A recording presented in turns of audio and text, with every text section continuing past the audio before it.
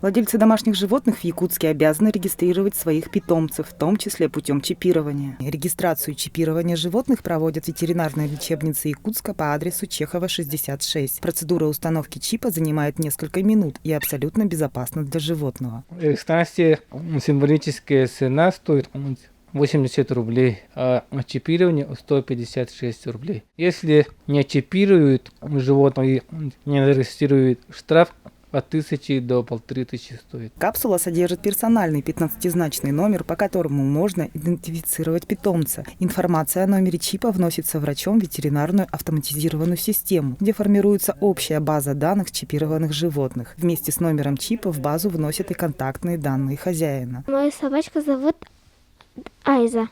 Ей 1 год, и она хаски. Мы ее привезли сюда, чтобы чипировать, и ей все будет хорошо, чтобы мы ее не потеряли. Постановка на учет и чипирование домашних животных незаменима при необходимой идентификации владельца. К сожалению, нередки случаи, когда новорожденных щенков просто выбрасывают на улицу. Так, буквально вчера нерадивые хозяева подкинули на крыльцо ветеринарии маленьких щенков. 3 из них уже нашли новых хозяев, остальные 6 все еще ждут встречи.